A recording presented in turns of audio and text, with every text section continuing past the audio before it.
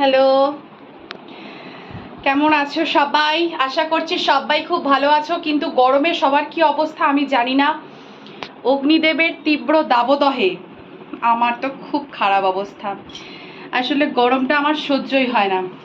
ঠিক আছে, এইমাত্র ঘেমে নিয়ে চান করে ছেলেকে নিয়ে এলাম বাস স্ট্যান্ড থেকে। ঠিক আছে, তারপরে গেলাম প্রচণ্ড রোদ্দুরে ছাদে কাপড় তুলতে। দেখতেই পাচ্ছ ঘামে কি অবস্থা।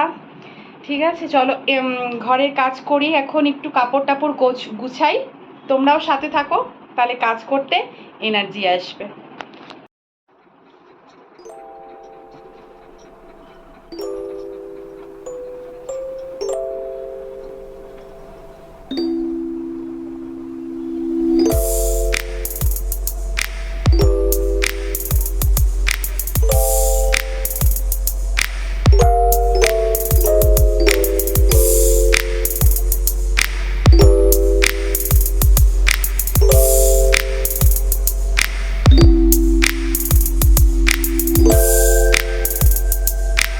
তোমরা আমার ফ্যামিলির এমন মানে যাওয়া না, মানে কি বলবো, অংশ হয়ে গেছো।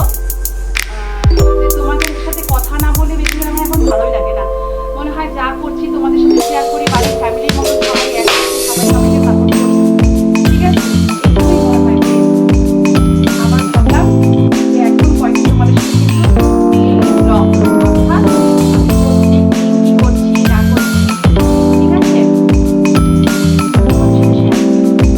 কাজ করতেও ভালো লাগে, পাশে থাকি, তাই না বলো? যেমন দেখবে একা খেলে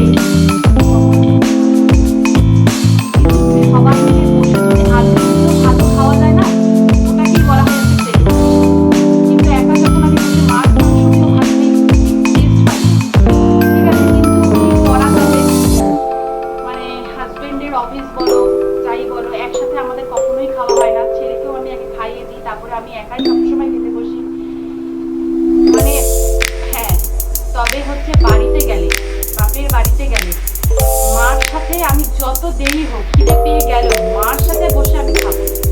আবার যখন শিলিগুড়িতে আমার মা আসবে তখন আমি মার সাথে বসে খাবো। ঠিক আছে, মা আমার জন্য ওয়েট করবে, আমিও মার জন্য ওয়েট করবো। কিন্তু হাজবেন্ডের কাজই এমন, ও তো দুপুরবেলা বাইরেই থাকে, আবার রাত্রিবেলা এসে তাড়াতাড়ি ডিনার করে নেয়। ওই জন্য ওর সাথে ছুটির দিন ছাড়া বসে খাওয়া হয় না, করা যাবে। প্লাস আর হচ্ছে সেই রকমই তোমরা, এই যে তোমরা এখন আছো আমার সাথে, এখন আমার কাজ করতে চলো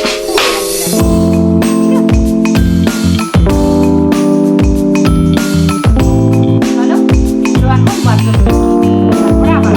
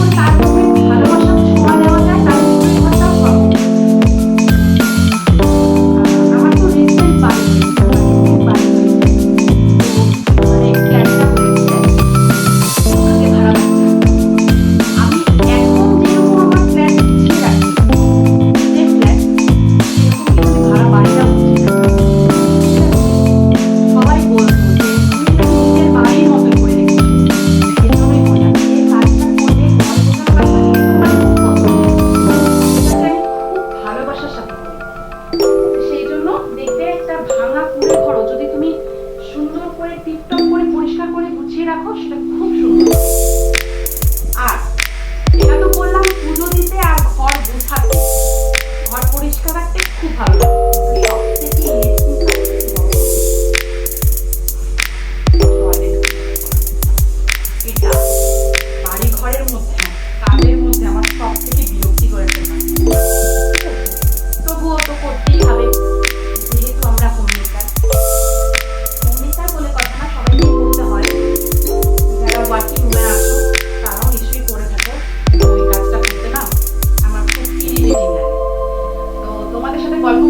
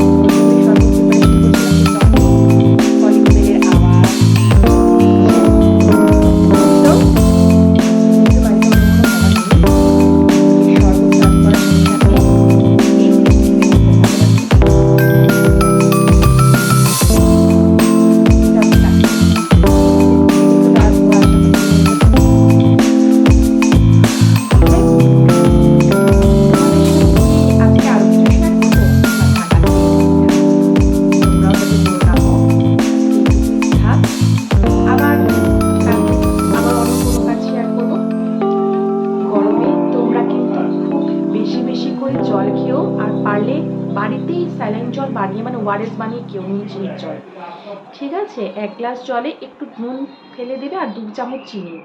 বাচ্চাদেরও খাইও, দেখবে উপকার পাবে। তোমরা সবাই খুব ভালো থেকো। আর তো কি বলবো, আজকের মতো ব্লগটা তাহলে আমি এখানেই শেষ করছি। হ্যাঁ, একটু বরের সাথেও টাইম কাটে, একটু বরের সাথে গল্প করি, সারাদিন দেখিনি। তারপরে আবার পুচকিটাকে পড়তে বসাতে হবে, দ্বিতীয় দফার পড়া। ঠিক আছে, টাটা।